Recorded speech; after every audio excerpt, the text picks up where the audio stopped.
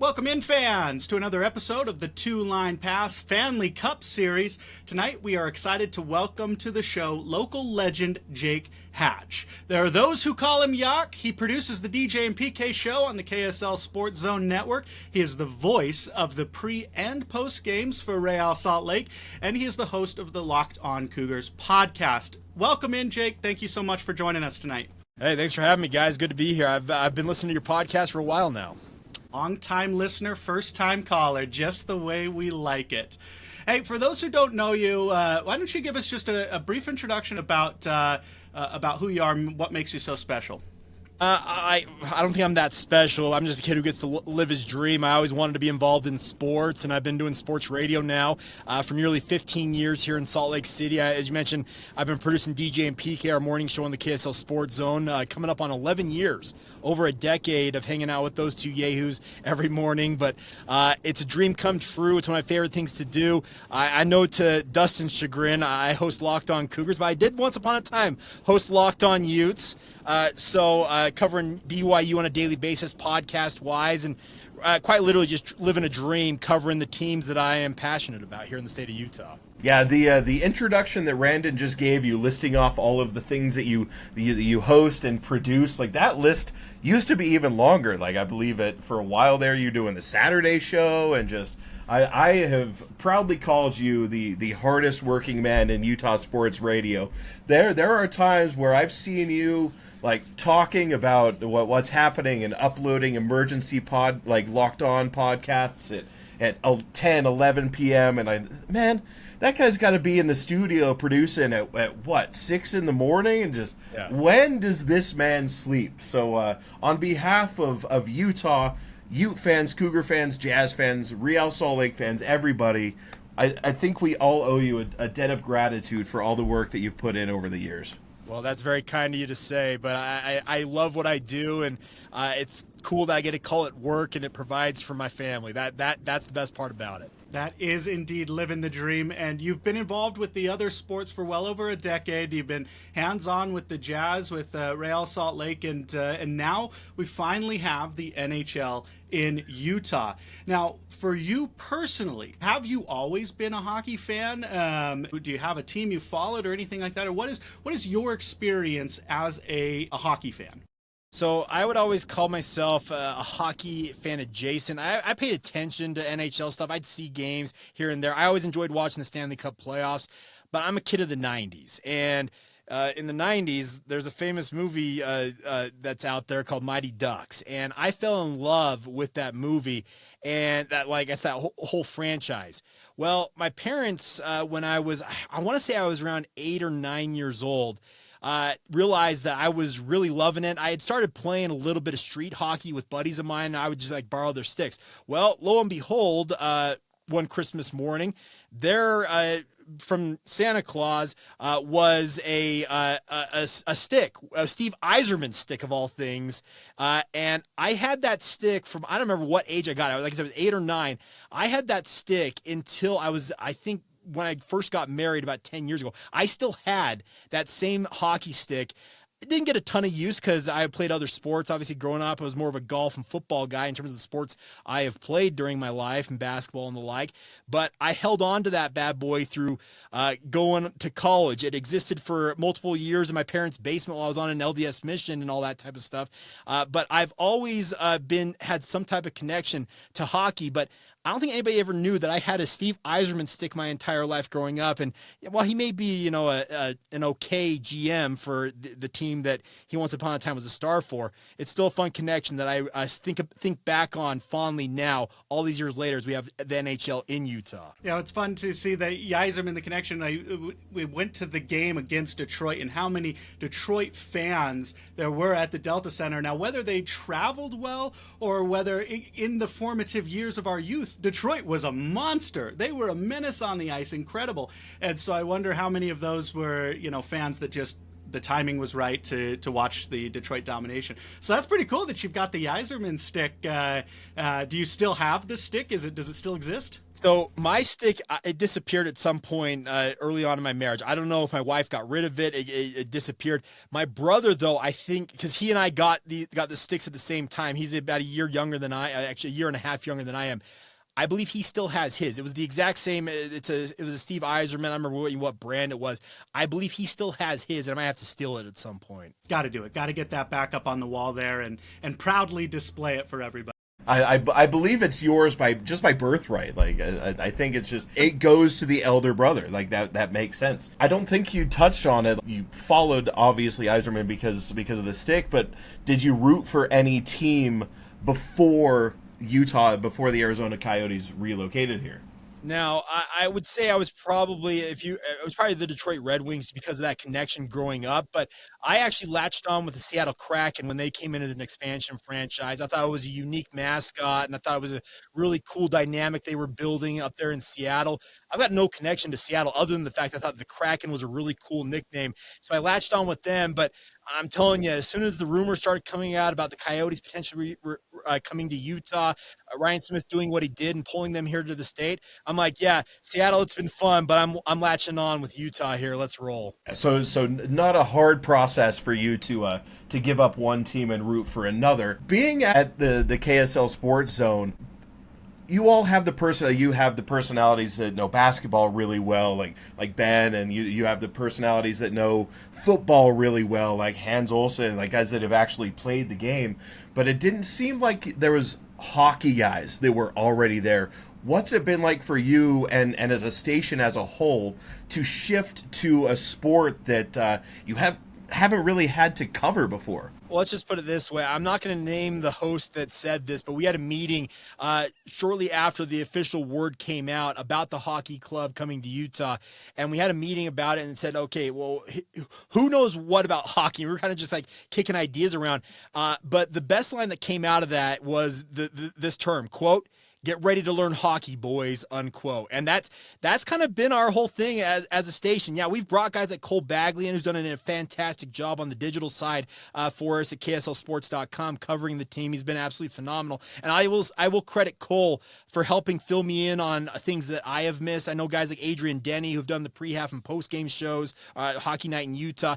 He's been really helpful as well. But we really have had to have a crash course over this past season of how to cover this team, understanding the finer points of NHL and hockey in general, and hopefully we don't come off sounding like complete buffoons along the way. Not buffoons at all, I don't think. But as you watch through the evolution of this first season, do you feel like the hosts of the shows and everybody started to get more comfortable talking about it naturally? And are they themselves becoming fans, or is it just it's just another sport that I got to cover? I think it ranges host to host, quite honestly, but I think by and large, they have gotten a lot better about talking about it, and it's simply due to the fact that we're watching games. And that's the thing about this is when you don't cover a team and a sport, so like let's say, for example, MLB. We hope that the MLB comes to Utah at some point, but we don't talk about MLB and baseball heavily on the station because there's just not a local connection to it. We obviously have the NBA. We got the college side of things. We got Real Salt Lake. Those are obviously directly impacting our listenership here along the Wasatch Front. So we're obviously going to be more invested in that. Now that we have the Utah Hockey Club and the NHL literally coming into this state, yeah, we have been watching every single game. And I think just the repetition of watching it time and time again, it has been really helpful in terms of being able to talk about it and, yeah, sounding smarter about it along the way. But I do think that by and large, across our staff, we have become bigger and bigger fans of the hockey club and the NHL by extension. I think hockey is one of those games that just, once you watch it and experience it, you can't help but fall in love with it. I believe your Twitter or X handle says like hockey aficionado, and I've seen Hans Olsen tweeting about it like, oh man, I just love it. Like these guys are fighting, they're taking pucks off the face and they're right back onto the ice, and a guy like Hans just falls in love with that type of toughness and play. Hans I've worked with Hans for over a decade now, and he is as passionate as anybody about his sports. He loves the physical nature of this sport because he's a football guy, and football is about violence. It's a big part, and I think that's why he has fallen in love with the NHL, because they're true tough guys. We watch load management in the NBA, and it irks everybody. We're talking media, fans, everybody involved. That doesn't exist in the NHL. There's a point of pride about being there every single game, if at all possible, among the hockey players in the NHL. And I know that it's something that speaks to Hans Olsen's soul. I appreciate it myself, just watching these guys who they battle through some really, really tough injuries, and they just do not take time off. And I love that aspect. Yeah, this team's got some grit, and it's been exciting to watch the evolution of the team and the development of the younger guys.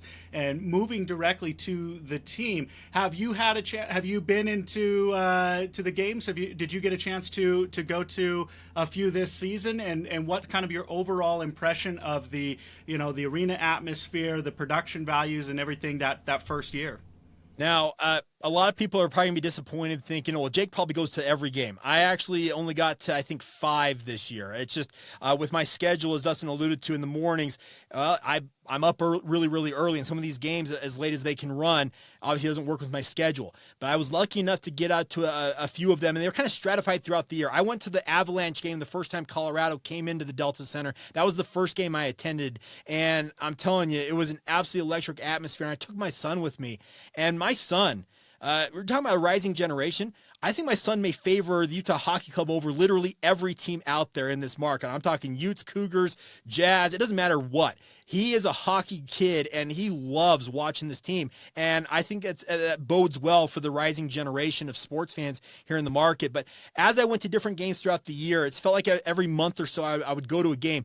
And the atmosphere got better and better as the season progressed. I was lucky enough to go to the final home game against Nashville. And yeah, it was a tough loss in that shootout, but I'm telling you, from what I experienced in that Colorado game, which was already electric, and what I experienced in that Nashville game, it felt almost like night and day, but it doesn't mean it was a bad thing. I'm just saying that the fervor, the fandom, the overall buy-in from Utah and the fans in this state, it was really, really special to watch what they did in the Delta Center this year. Have you had any players that you yourself or your son have fallen in love with? Like, who is your favorite player on the squad? Well, it's the one jersey I own, the one sweater. I'm sorry, a sweater I own. I apologize. It's not jersey. It's a sweater. You can go sweater. We can go sweater. We're not highbrow. You can say jerseys for soccer. If you're going to talk about Real, you can say the field instead of the pitch. It's okay. We're not going to judge you.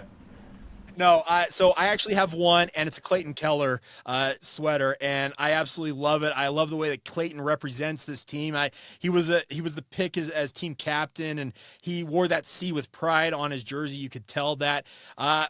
My son, I don't necessarily think he's latched on with an individual player quite yet. I know he does like watching guys like Jack McBain. Liam O'Brien is a fan favorite out there. And I remember the first time he saw Liam O'Brien, he's like, "Who's the dude with the long hair, Dad?" I'm like, "His name's Liam O'Brien." And I told him his nickname, Spicy Tuna. And my son thought it was the coolest thing he'd ever heard about that being his nickname. So I don't necessarily know that he's latched on with a player, but my guy, it's Clayton Keller. Clayton Keller's a monster. And it's interesting. We all have families. We're all dads, and we're all trying to navigate the intricacies of fatherhood.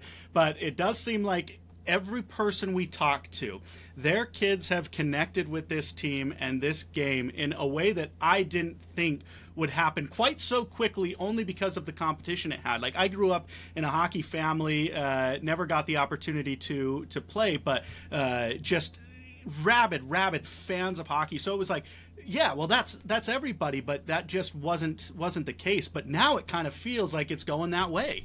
Now, that's a very good point you make there, and the thing is, my dad, I didn't know this, by the way. I learned this actually just a couple of weeks ago. We were talking about the hockey club, and I was actually explaining how my son is really falling in love with it. He's like, "Well, here's the thing. You may not know this about me. I went to a lot of hockey games when the Golden Eagles were around and kind of in their heyday, and I had no idea that my dad and my grandpa actually went up to the old Salt Palace and watched the Golden Eagles play. I literally had never made that connection until then. But I do think we're going to see this generation of sports fans, they're going to latch on with it. Now, what Ryan Smith and the Smith Entertainment Group are doing, and obviously investing in this community and being willing to pony up as much as $10 million to help build ice sheets around this state. That's the stuff that's really going to ingrain this team and build kind of that rabid fan base that's going to be here for decades to come. Because if you can get these kids on the ice, get them locked in with this team, you've got a fan base that'll be locked in, and they will be supporters of this team long term. I'm going to live vicariously through everybody who takes advantage of those community programs, because let's put all our cards on the table. Finances were what kept me. We went to the Bountiful Rec Center to sign me up for hockey. My parents looked at the cost of equipment and registration and were like, nope, you're playing soccer. It's much cheaper. There's fields everywhere. Well, see, that's the thing. I'm the oldest of 7 kids, boys, and my parents, they didn't have a ton of money growing up either. Like we weren't hurting for money, but at the same time, I look at the price of what hockey costs equipment-wise and everything. Yeah, it can be prohibitive for people, but what this team is doing in terms of investing in this younger generation, giving kids gear to use for these camps and the like. My son did a skating camp just to get on the ice literally for the first time in his life earlier this year because he wanted to learn how to skate. I'm like, great, let's go do it. It's going to pay off. And yes, the cost can be prohibitive for certain people, but I think as long as they continue to invest in this infrastructure that they're trying to build around this hockey club and by extension the community, it will pay off in spades. Now, you mentioned, like, we were talking about the kids and growing the game and whatnot, and your son has skated. I have seen firsthand with a family friend who got her daughters into hockey, and they just experimented with it, and now they're completely, like, travel competition, like, going out of state to play hockey. It seems like when kids get into it, they fall in love with it, and then when the kids do, the parents also do. The parents start playing. They start playing in, like, drop-in games and whatnot. So when your kid eventually gets into it and then you also do, would you be willing to jump on like a media-based, we're going to pretend like we're media, a media-based local team and call us like the Utah Media Club or something like that? I would love to aspire to do that, but my schedule as it is right now is going to have to free up if I really want to have that opportunity to do that. You've done Locked On Cougars for almost 5 years. You're gonna hit the 5-year mark. You're gonna win. You're gonna win a podcast award somewhere, and then you can just like Steve Young monkey off the back and just ride off into the sunset and play hockey with us. Dustin, we're actually 6.5 years in. We're gonna be hitting 7 years. This 6.5 years. Yeah. Your Locked On profile needs to be updated because that says 4.5. And I thought it was pretty up to date because it says KSL Sports Zone and no longer just 1280 97.5 The Zone. But I guess looking back, that was what, 2.5-ish years ago? Yeah, 2019 is when we launched Locked On Cougars, and it's crazy to think it's been that long. We endured a pandemic in that time and a whole lot of other stuff, but it's been rolling for a while. But the fun part is, yeah, at some point I would like to actually get on the ice. I've only ever been really kind of ice skating. I've been to the Peaks Ice Arena down there in Provo and been to public skates. I would like to try playing hockey at some point in my life because I literally never got a chance to play it growing up. Well, I say we all go join a beer league then and just give it a go, and nothing can go wrong. I saw Hans in goalie gear. He was his second nature. So it seems only logical that every media personality in Utah, which we get to claim it. We get to claim the media title. But I do want to back up because about the podcast and stuff, and kind of joking. I bought a lotto ticket, and the dream is I win the millions of dollars. That way I can pay Dustin and we can do this full time. Kind of tell us before we move back to hockey, tell us about kind of like, was getting into the sports radio scene, was that always something you aspired to, or kind of that just kind of the way the chips fell? Well, here's the thing. Growing up, I always wanted to be involved in sports at some level. Now, I grew up as a kid who aspired to play tight end for the San Francisco 49ers. You can ask my parents. I was a Niners fan from the get-go. Steve Young, Jerry Rice, those guys were my guys. And I wanted to play tight end. I wanted to be Brent Selleck, if you remember that name from 49ers lore. And when I quickly realized when I got like 16, 17 years old playing high school football and I was 6 foot, 210 pounds playing offensive line, you realize that dream of playing college football and going to the NFL may not happen. So I just wanted to be involved in sports at some level. And I was lucky enough when I was a sophomore at BYU to latch on with an internship working with Greg Wrubell on BYU football broadcasts. And I wasn't studying communications. I applied on a whim. My dad is to blame for this because he said, Jake, apply for it. See what they say. And to Craig's everlasting credit. I don't know why he picked me, because he could have picked a whole lot of other people out there. I was lucky enough to get in on it. I spent another year interning with David Yawk the year after that, working on Utah Jazz broadcasts, and I credit those two, both Greg and David. They've been mentors of mine for well over a decade now, and they are a big reason where I'm at. David hired me on at Locked On to do the BYU show, and obviously let me run Locked On Utes for a spell as well to get that off the ground. And then they were the key reasons why I got into radio in the first place, because they told Scott Gerard, hey, that Jake kid, he'd be a really good pick as a producer, and I've been lucky enough to keep doing it all this time. That is awesome. That's cool, the way that life goes, and the reason they picked you is because they knew they knew that great things were coming up. But now let's shift back to hockey. So you've been to multiple games, you've been to 5 games, but you've watched all season. Do you have a favorite singular moment from the season, whether you were there in person or watching on TV or anything? What was the best moment of this inaugural season for the Utah Hockey Club? Man, that's a great question. I've got a few different ones kicking around in my head, and they're maybe not specific moments, but I have also become a big fan of Veggie, Karel Vejmelka, because the circumstances that he kind of got inserted into that lineup under were less than ideal, let's be honest. You have the whole deal with Connor Ingram, and best wishes to Connor, and I hope he comes through on the other side of this better, and obviously he gets to resume his career at some point, however soon or long that may take. But for Veggie to step in and play as well as he did this season was fantastic. It was cool to see him get a contract extension. And the other thing I'll say, and I'm a Utah guy, I was born in the state, I plan to live here till I die, is the fact that these guys have embraced this state and want to put on for this state. And that could have been very easy for them to kind of ho-hum about it all, because remember the circumstances of the Arizona deal going down, and they kind of tanked last season when the rumors started coming around. But to their credit, they moved here to Utah. They embraced the fan base. Obviously the fan base in return embraced them. And it seems like it's been a really, really fun thing. So maybe not individual moments. There's been some really fun goals I can remember. There was the one early on in the year out there in New York, the New York Islanders game, the Rangers game, out there in Madison Square Garden.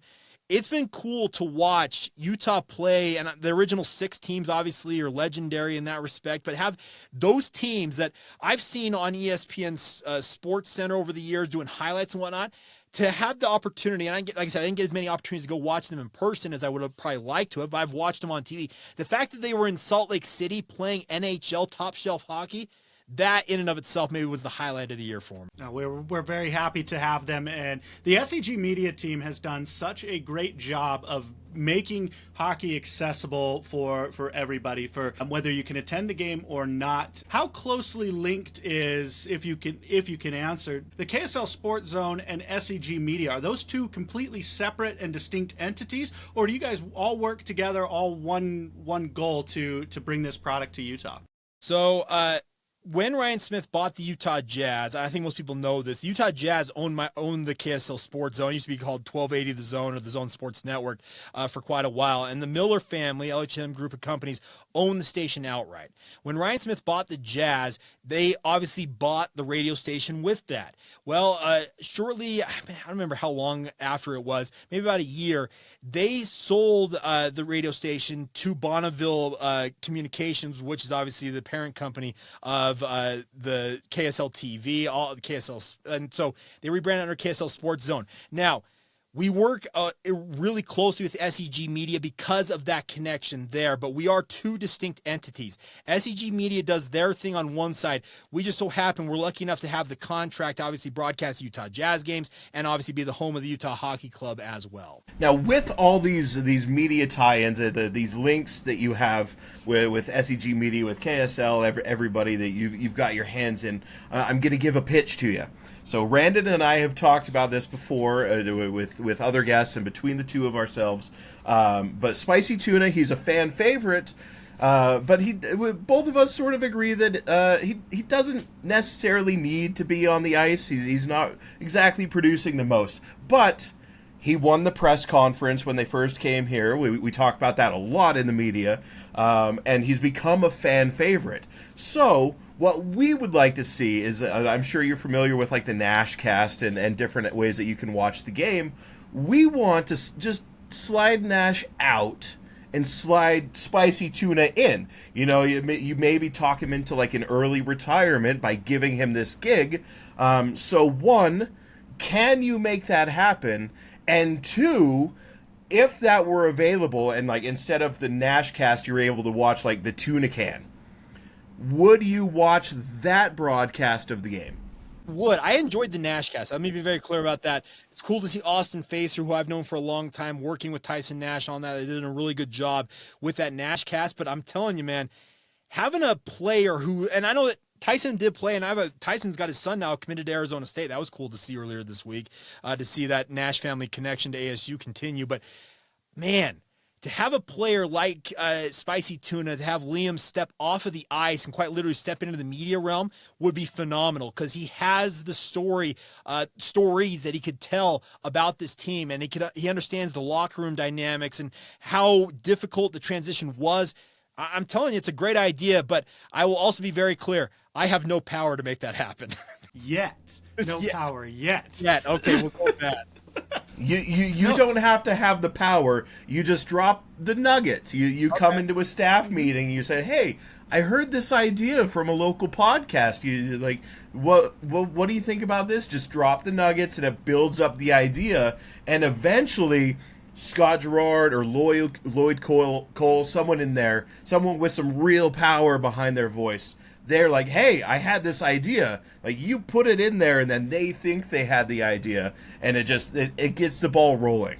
It's not a bad idea. Now, that would have to come down from SEG Media, because obviously they are the ones who would have to move him into the media sphere, obviously, because of their connection to the actual team, putting up under the SEG umbrella. But hey, I'm happy to run it up the flagpole as best I can. We'll keep doing what we can to try to convince Spicy Tuna that he is the personality that Utah needs off the ice just as much as he wants to be on the ice. And that might be the hardest thing, is that we all know that athletes in general and hockey players do not like to not be on the ice. We saw in the exit interviews, like Michael Carcone stating that he's not going to be returning, or at least he doesn't think he's going to be returning. Machias Michelli had a season that he probably wasn't happy with in terms of his lack of ice time. But that's just the business side of these players. But they learn and grow, and so does the team. We talked about you being in the stadium and seeing it from night and day from Colorado to Nashville, and I know exactly what you mean. Case in point, like the on-ice graphics, which obviously the introduction did. It existed in that first game, but I think it just got progressively better and better and better and better throughout the season. Are there any things you're hoping to see out of the kind of the arena, the atmosphere, or anything that's got you really excited coming down the pipeline? Well, the biggest thing is, I think everybody's seen it. They've already put up. They're already doing construction in the Delta Center. That literally started the day after the final home game. They have started, and they plan to work right up until they absolutely cannot anymore for that first preseason game. I think it's Hockey Club would have the first preseason game before the Jazz would have a preseason game. But they are going to do a lot of work over this summer, and it's going to be a multi-year revamp of the Delta Center to obviously make it what they envision it for hockey. But I'm excited to see what year one of the renovations look like and how much it changes the dynamic. It was really cool, despite having a bunch of those seats that were one goal only views, how much fans still embraced it, had fun with it, were into the games. With improved sight lines, I guess I should say, as this revamp goes on, I think it's going to only enhance the experience, and obviously they'll get better with the in-game operations. That was the other thing about, I remember going to that Colorado game, the in-game operations, the promotions, that type of stuff, they were still figuring out and still getting kind of used to how things worked in hockey. But by the end of the season, they had a lot of that stuff dialed in, and that's to their credit. They paid attention to what the fans were asking for and feedback and the like, and that's what you need to do as a new franchise. You have to be willing to accept the feedback. Some of you may say, okay, I'll take that under advisement, and then you toss it out the next thing you do. But other stuff, you say, hey, that's a great idea. Let's implement that. And I think that's the key thing about this franchise, is they have been more than willing to listen to this fan base and get the feedback and implement it. Now, Randon he mentioned like the locker clean out and the exit interviews, and he mentioned Carcone, and it was sort of refreshing to hear a player say like, hey, I wasn't happy with my playing time. Me and the front office were never going to agree. I'm not going to be back here next year. You've probably seen a lot with the Jazz going back as long as you've been in the media. You've seen a lot of those exit interviews on like locker cleanout days. Have you ever seen someone, a player, just so openly honest about that? That seems like a place where you usually get like coach speak answers. Do you have any stories that somebody opening up quite like that? The most open, I guess I would think from the Jazz side of things, was when Enes Kanter left the franchise. Remember, the question, I was there the day in the Jazz practice facility when he was asked, what was your favorite part about Utah? And he said, the mountains. And that, and a lot of people like, wow, okay, that's good. That maybe have been the most open or most blunt, I guess, a player has been in terms of leaving the Jazz that I can remember, because I was there in person recording that audio and obviously sending it back to my station. But yeah, it is nice for a guy like Michael Carcone to acknowledge, hey, I want to play more, and it just doesn't look like things are going to work out here. I also really appreciated a guy like, I think it was Bukestad, who said that when he's asked about like what he liked about Utah, he's like, nothing, because I'm a free agent. I'm not going to make a pitch for anybody out there. Great. You shouldn't do that, because I think at the same time he's like thinking in the back of his head, if nobody comes and plays, I might have an opportunity to come back and play for this team. I appreciate the blunt honesty, and in fact, I would encourage more of it. It's something we rarely get in this day and age, especially when it comes to media relations with these players. If you can be open and be a real person, use air quotes, people appreciate that more than I think anything else. Now, speaking of like memories that you have in being in the media, obviously when it got announced that an NHL team is coming to Utah, that's a big thing. That's big news. That's going to be a big day in sports radio and whatnot. What, in your entire time being involved in sports radio, what do you think has been the biggest, like, holy crap, all hands on board, because this is huge, like, earth-shattering news that you've been a part of covering? There's a few of them.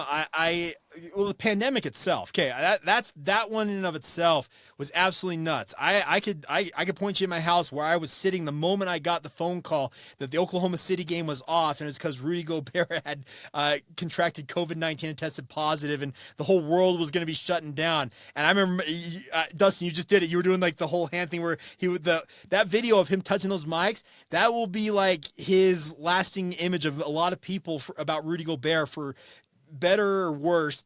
That image is etched in people's minds of why he did it. It was a playful gesture, and I think he was trying to kind of alleviate the tension of what was going on at that point. But we had to work through a pandemic with no sports for months on end, and the fact that we did sports radio without sports, I'd never want to go through that ever again. Let me be very clear about that. But it's an accomplishment we did. I was thinking when Gordon Hayward, the whole false start, like he's leaving, but he's not leaving.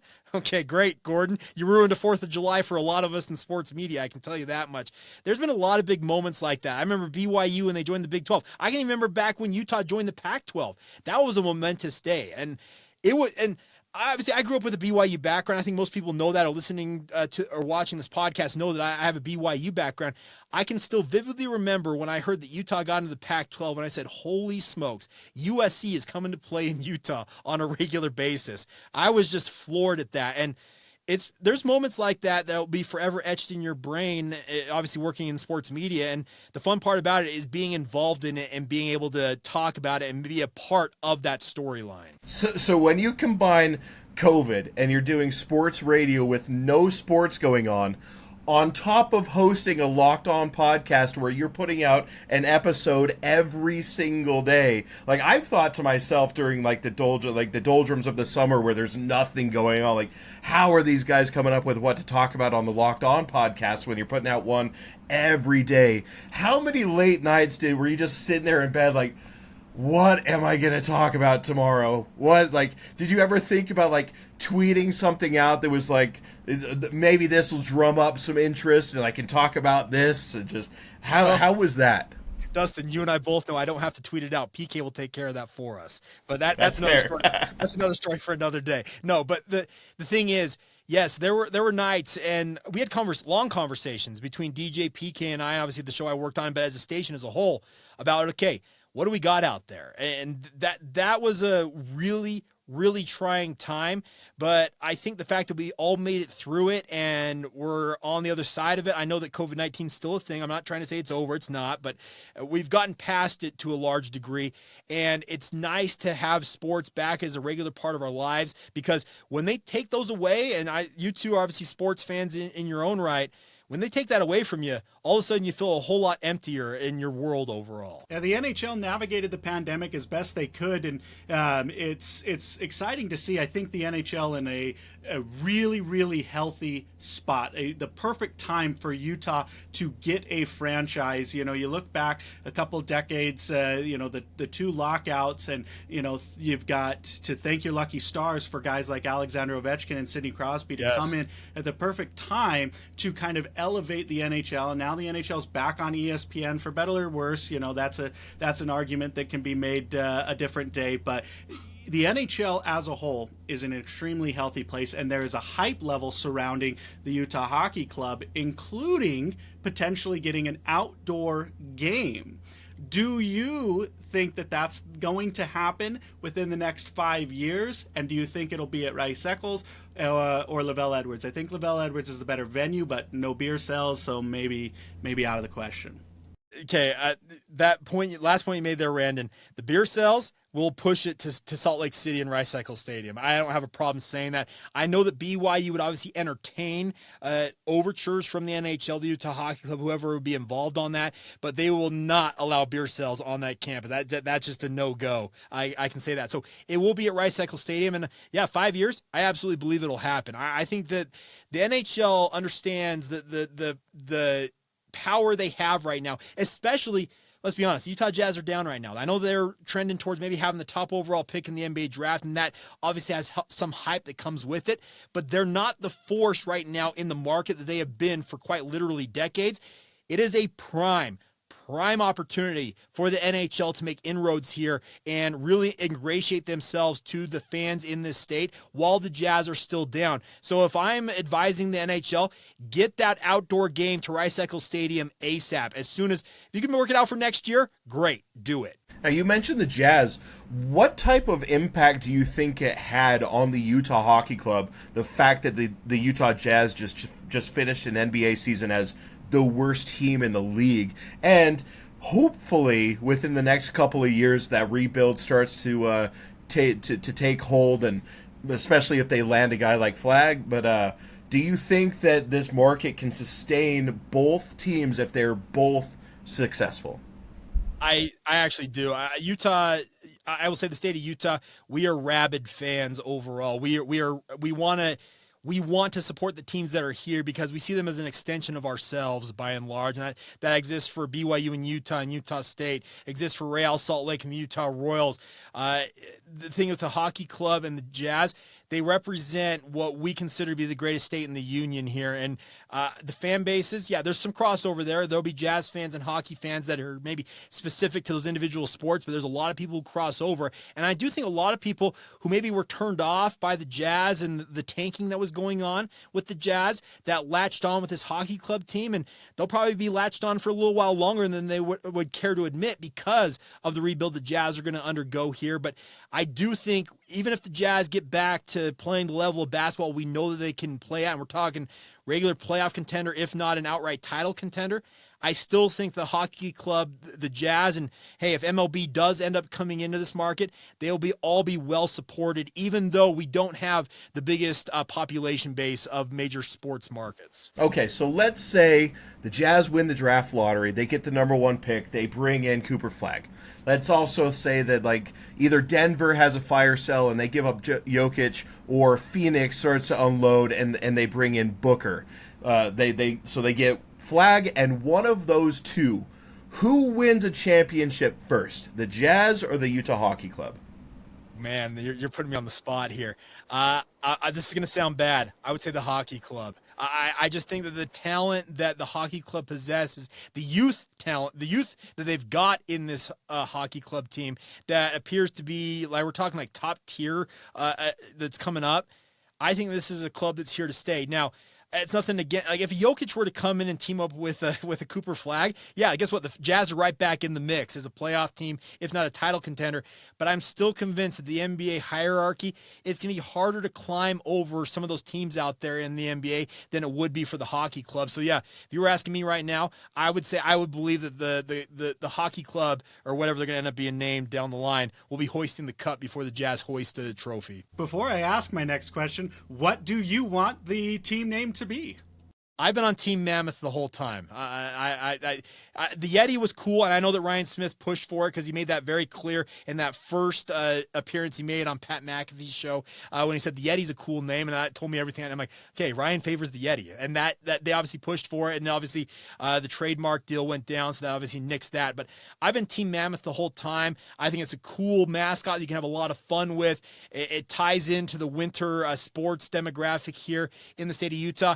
A lot of people out there wanted to have the Outlaws thing. I understand that, but I wanted something that was that connected with the winter sports element of hockey, and I think the Mammoth fits perfectly. And I think that will ultimately what it'll be. Otherwise, I wouldn't mind just keeping the hockey club, but that's because I've spent more money than I care to admit on Utah Hockey Club gear. So, but that's the one thing, Brandon, real quick, is I think a lot of people have spent a lot of gear. Trust me, I've got a lot of stuff I'm holding on to because I wasn't alive when the Jazz came to Utah. My dad was, and he talked about how cool it was to have an NBA team come into this market. Well, we have watched history being made in this market. So I don't blame a single person, you or anybody out there, who unloaded a small fortune on Utah Hockey Club gear, because that's going to be nostalgic material down the line. Decades from now, I would guarantee that I'm going to have my son, and hopefully will be like, hey, I remember when this team came to Utah and they were called the Utah Hockey Club, even if they don't keep that name.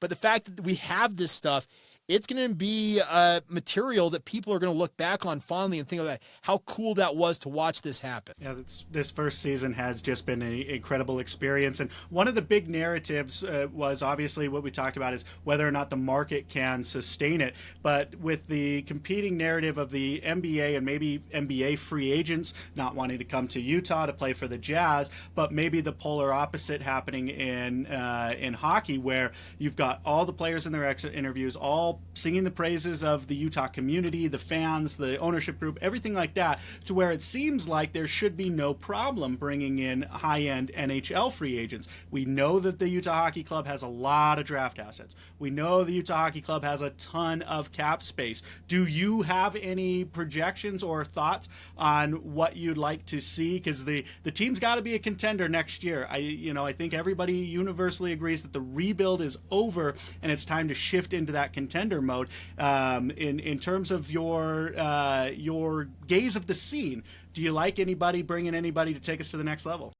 I want to see him take a big swing at some of these big name free agents out there. I'm not smart enough to really name names. I just want to see them take swings. We hear from the Jazz the whole big game hunting. Do it for hockey. You've got the space. You've got the assets, much like the Jazz have.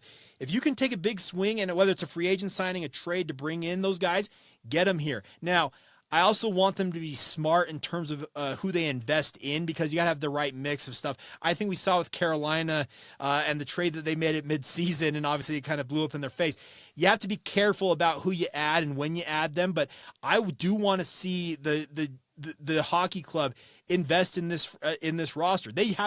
The expectation is the playoffs at bare minimum next year. That has to happen for this team, and you need to invest in it. And I think that what they're trying to build here is they're going about it the right way, because they have the assets, they have the cap space. They've been very smart about this, and I will give credit to that front office for being disciplined in how they've gone about this. Now, let me pull back the curtain a little bit. There was a national NHL insider. I'm not going to name him because it's just he came out here for a visit, and I had a chance to talk to him. And we're talking, this is early on in the season, and I was asking him, hey, essentially what you were asking about, like, hey, what the Jazz reputation is, the NBA free agents don't want to come to this market. And I said, what is the reality out there when it comes to the NHL? Is it going to be the same way with NHL free agents? And he said, no. Here's the thing. They love the fact that you have stuff like Park City right up the street. They love the fact that it's a brand new market that you can come in and become an early legend in this kind of the early days of this franchise's history. And he said the simple fact of the matter, Salt Lake City and Utah is on the come, just both in the States and internationally. People are learning about the state of Utah and are really intrigued by it. And he said the other thing that he added is a lot of these hockey guys, when they settle down, they have a wife and kids, they want to have a very stable place to raise a family. And he said, one thing that I know about the state of Utah, and he said, because he's visited Utah before, he said that it's a great place to raise a family. He said, those are all going to be major pluses to have in your back pocket. Not to mention, he mentioned that Ryan Smith is investing in this franchise, and NHL players want owners who are directly involved and stay involved. Yeah, with the NBA, it was a few years ago that what was it, #nightlife kind of came around, and it seemed like no NBA free agents would want to come here because there's no nightlife. But you look at NHL players, and it's about like Mikhail Sergachev giving eggs to his buddies on the team. So I think you're right with those points. I think. We've just about wrapped up all we have with Utah Hockey Club questions. We've been ending these Fanley Cup episodes with like a rapid fire 5 questions, just top of the head. But before we get into that, I want to check with you, and then also with Randon, because I kind of jumped in and said no more questions. But is there anything else that you wanted to touch on Utah Hockey Club related that you wanted to get off your chest? For me, I'm good. Randon, you got anything you want to ask? No, I think that was the question. This has been great, and we appreciate you, and I'm excited for rapid fire. We got one that the answer is going to be obvious, but we got to ask it for consistency purposes. Okay, fire away. Okay, so first off, both of them at the top of their game. Would you rather have a really good burger or a really good pizza? Ooh, really good pizza. Considering all things involved, Utah or BYU? BYU. Okay, big spoon or little spoon? This is a great question. Big spoon. Is a hot dog a sandwich? Yes, it is. Okay, my current home loan has a 2.25% interest rate. With interest rates currently above 7, how long do I need them to drop before I can financially consider moving or refinancing? I'm in your same circumstance, somewhere around 5, I think. Okay, perfect. I'm impressed. I believe you're our third. You're our third one of those. And every 5th question has been like off the wall, like not what you'd expect. I believe you're the first one to just be like, "Yep, I've got an answer." Just that's what you get with a consummate pro who knows this business and knows how to do it. So a tip of the cap to you. That was phenomenal. Well, thank you. It was fun. I love stuff like this, by the way. It needs to happen more in media, I feel like. Well, we really appreciate you joining us. And if you want to give any shout-outs, feel free to drop your Twitter handle. Shout-outs so the fans who aren't already following you can give you a follow. And then we just really appreciate your time. Yeah, just hit me up on social media. I'm a Twitter addict. I think you guys both understand that. I'm on there all the time. But follow me at Jacob C. Hatch. It's my X or Twitter handle, however you want to term it. And I just like to keep it real. I have some fun. And the best part about it is we've got really, really good fan bases in this state. They like to get after each other, but it keeps the spice of life alive, and that's what I can appreciate. The past couple of days have been a bit of a trip on social media in the world of BYU and Utah, so it definitely keeps you on your toes. It's entertaining for sure. No doubt, and that's the best part about it is it keeps me employed and engaged all the time. That's the one thing I can say. Yes, sir. Well, thank you so much, Jake Hatch, the one and only Yawk, joining the Two Line Pass podcast. Guys, thanks so much for listening. We've got more interviews coming up on the Fanley Cup Series, and if you want to get involved, please reach out to us at the Two Line Pass or visit the website twolinepass.com. Jake, once again, thanks for coming on, and you guys have a great night.